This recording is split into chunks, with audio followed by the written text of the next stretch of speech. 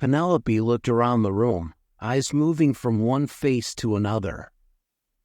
There was an air of anticipation. "All right, I can see it in your faces. You really want to know, huh?" she said, her tone laced with a hint of amusement. Deke, always quick to respond, leaned forward with a smirk. "You knew I did," he said, his curiosity evident. Tunny T, ever the calm voice of reason, nodded thoughtfully. "I'm curious as well," they said, echoing their captain's sentiment. Thwill couldn't help but join in. "Me too," he said eagerly, his wide eyes betraying his excitement. On the other hand, Gareth, less interested, let out a dismissive huff. "I don't care, at all," he said as he turned his back on the group, focusing instead on grooming his frills, clearly uninterested in whatever revelation was about to come. Penelope hesitated for a moment, considering whether to indulge them or not. After a long pause, she shrugged. "Fine. Why not? I'll only be here for another day anyway, right?" she said with a casual smile. Deke, sensing she was ready to open up, prompted her further. "So," he began, leaving the rest unsaid, letting his curiosity do the talking. Penelope chuckled softly. "So what? I'm not writing a biography here. You ask, I'll answer. Just to warn you, though, it's probably not as insanely interesting as you're imagining," she teased, downplaying whatever tale she was about to tell. Suddenly, Thwill blurted out, "Have you ever killed someone?" His question hung in the air, the gravity of it catching everyone off guard. He nearly dropped his bread in his haste to ask, and the room went silent for a moment. Penelope didn't seem fazed. She answered with a calm, matter-of-fact tone. "I think that goes without saying, yes." Thwill's mouth opened again, clearly ready to follow up with another question, but Penelope cut him off before he could ask. "Many," she added, her expression serious. "More than enough." Gareth, ever the cynic, scoffed loudly from his corner. He clearly wasn't impressed or moved by the admission.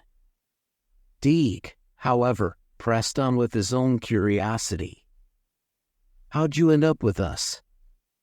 We met you outside Terran space already." Penelope leaned back, reflecting on the journey that led her here. "I retired. Wanted to settle down somewhere quiet, you know? Someplace without too many humans sounded nice. You mentioned my service earlier, that it sounded long. Well, it was and it wasn't. For what I did, yeah, it felt long.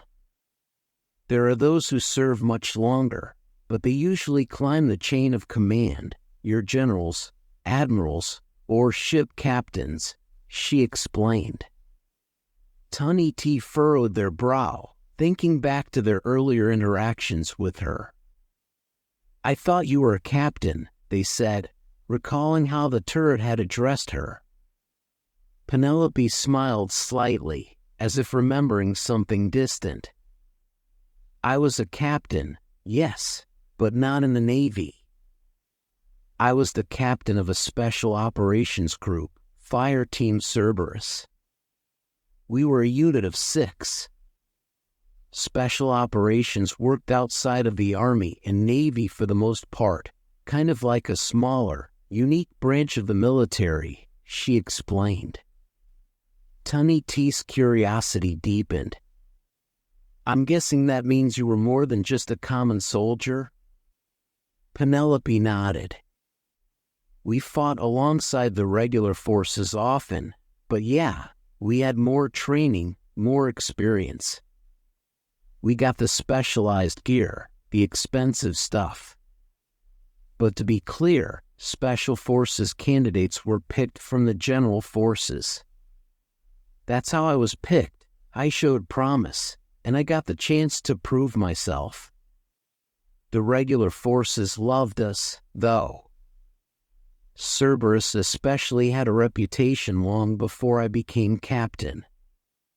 Thwill perked up, asking, "You weren't always the captain?" Penelope shook her head. "Oh, no, not at all. Cerberus is an old squad, much older than me. Honestly, I was probably the shortest-serving captain in the team's history. I only led them for about 2 years before I left. Before me, it was Captain Alvarez who led the team. He's the one who picked me to join Cerberus. And before him? Well, I'm sure there were other captains. You could probably go back a few more generations of leadership," she explained. Deed tilted his head slightly, clearly fascinated by the structure of her team. "So, how does one become a captain?" he asked. Penelope hesitated for a moment before answering. "You prove to your superiors that you're worthy of it. Show them you have the experience, the leadership skills, and all that. When the previous captain retires or moves up, you're their successor. That's why my command was so short. I had the skills, sure, but leadership wasn't my thing. I left Cerberus in good hands, though." "Proper hands," she said with a sense of finality. Deed nodded, absorbing her words before asking another question. "You said the regular forces loved your team. What exactly did you do?" he asked, eager to learn more about her past. Penelope leaned forward slightly. "We did a bit of everything. As the name suggests, Special Forces operate under special circumstances. Maybe someone important needs to be taken out, or you need to sabotage something critical, or sneak onto a ship and take out its reactor. Cerberus made a name for itself by getting people out of the worst situations. Plenty of times, we were dropped right into the thick of things," she explained. "Wait, dropped in?" Thwill asked, his furry head tilting in confusion. Penelope chuckled softly.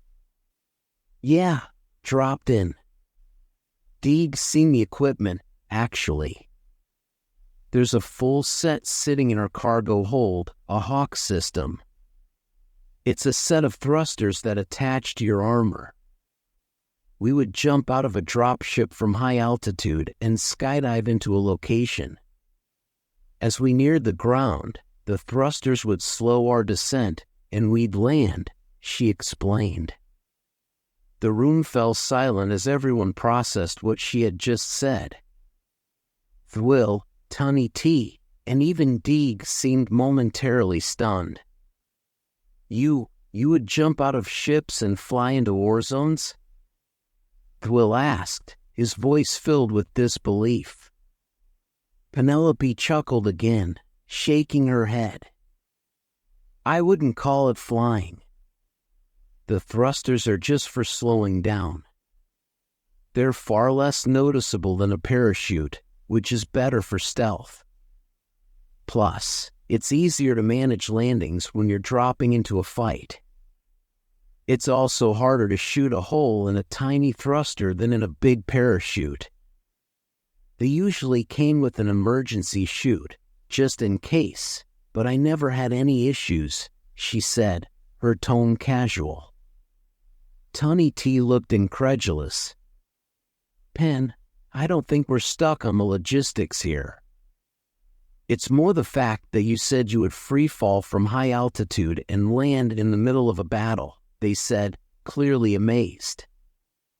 Thwill, still anxious, asked, Would people be shooting at you when you landed? Penelope nodded. Yeah, often they were, she said calmly. And what would you do? Thwill pressed, his voice almost shaking with anxiety.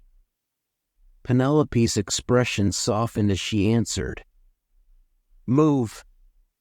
Shoot back. We never landed right in the middle of a group, though. We'd land and cover, assess the situation as a unit, and then act. It was all about staying coordinated. Thwill still looked concerned. What if you got hurt? Penelope smiled a little. That's where our medic came in. His name was Joshua Wally, but we all called him Nurse. If you were hurt, he'd come and make sure you didn't die.